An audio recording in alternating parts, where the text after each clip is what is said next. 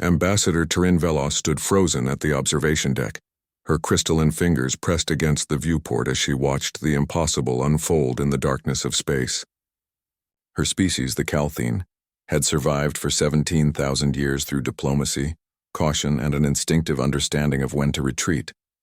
Every fiber of her being screamed that she was witnessing something that should never have been provoked. "They're not stopping," whispered Counselor Zex beside her, his three eyes wide with disbelief. Terran didn't respond. She couldn't.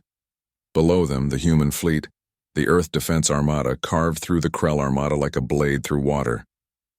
But it wasn't the violence that horrified her. The galaxy had seen war.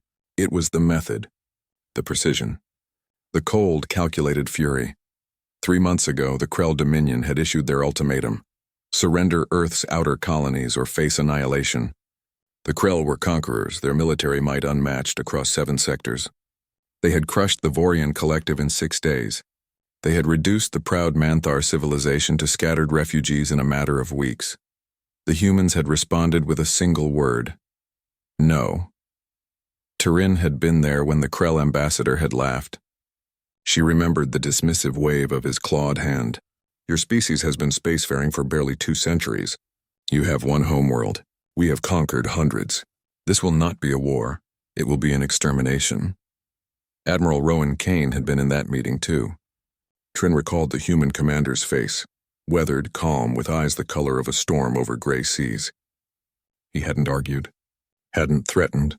He had simply stood, nodded to the council, and left. That was 87 days ago. "Goddess preserve us," Counselor Zex breathed. "What are they doing?" Turin forced herself to watch.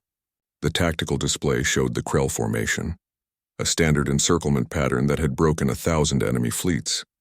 The human ships were outnumbered 3-1. By all conventional military theory, they should have been retreating, seeking defensive positions.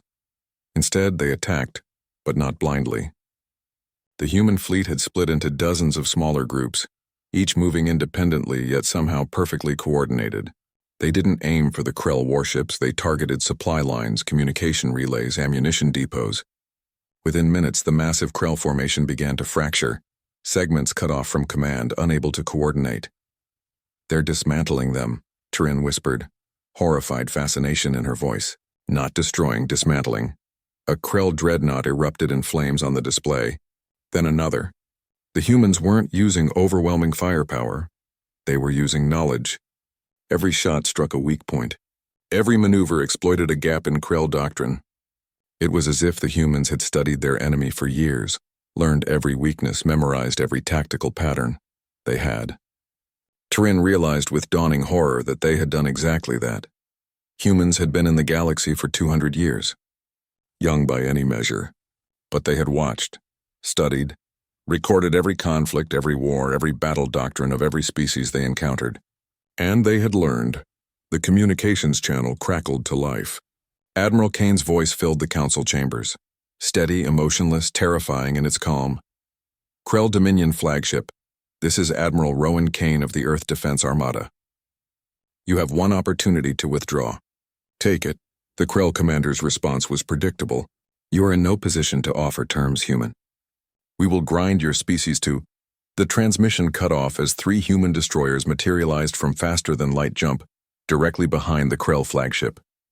They had somehow calculated the exact position, the exact moment.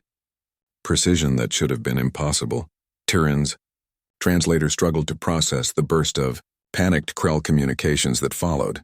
"They jumped inside our defensive perimeter. How did they calculate on shields?" The Krell flagship didn't explode. Its engines went dark. Its weapons powered down, disabled, not destroyed. Around it, the rest of the Krell Armada began to fracture into full retreat. The entire engagement had lasted 17 minutes. "Make it stop," Counselor Zex pleaded. "Someone contact the humans." Make them stop. But Turin understood what he didn't. The humans weren't going to stop, not now. They had been pushed, and now they were pushing back, not with rage, but with something far more frightening. Clinical, methodical warfare refined to an art form. She pulled up the historical files she'd been studying since the war began. Humans had a word for what they were witnessing. Blitzkrieg. Lightning war. But they had other words too. Totalva. Scorched earth, mutually assured destruction. Their history was soaked in conflict. Thousands of years of warfare compressed into their relatively short civilization. They had fought themselves, learned from themselves, evolved their understanding of combat through trial and blood. The galaxy had been peaceful for millennia. Species fought border skirmishes, territorial disputes, controlled limited conflicts with agreed-upon rules. Humans didn't know those rules. They had grown up in a crucible where the only rule was survival. Admiral Kane's voice returned to the channel. All Krell vessels have 3 hours to vacate human-claimed space. Any ship remaining after that deadline will be considered hostile and dealt with accordingly. This is barbaric, Counselor Zex cried. The Council must intervene. Trin finally turned to face him. No, she said quietly. We will not. But the Krell chose this. Her voice was firm now. They believed humanity would be easy prey. They were wrong. She gestured to the viewport where the human fleet maintained perfect formation, not pursuing the fleeing Krell, but standing as a silent, unmovable wall. Look at them. They're not celebrating. They're not glorying in victory. They're vigilant, ready for the next threat. 3 hours later, the last Krell warship jumped away. Trin requested a private channel with Admiral Kane. When his face appeared on her display, she saw no triumph there. Only exhaustion and a bone-deep weariness that spoke of terrible experience. Admiral, she said carefully, the Council wishes to understand. Your tactics, your precision. How long have you been preparing for this? Kane's slight smile held no humor. Ambassador, humanity has been preparing for this our entire existence. We've fought each other for 10,000 years. We've learned every lesson war can teach, he paused. We hoped we'd never have to use that knowledge against the galaxy. But when pushed, we won't hesitate. The Council is concerned, Trin admitted, about what humanity represents. Good, Kane replied. They should be. Not because we want to conquer, but because now they know we can't be conquered either. He leaned forward slightly. Tell your Council that Earth wants peace. We've seen enough war, but if anyone else decides to test us... He didn't finish the sentence. He didn't need to. After the transmission ended, Trin stood alone in the observation deck watching the human fleet begin its return to Earth space.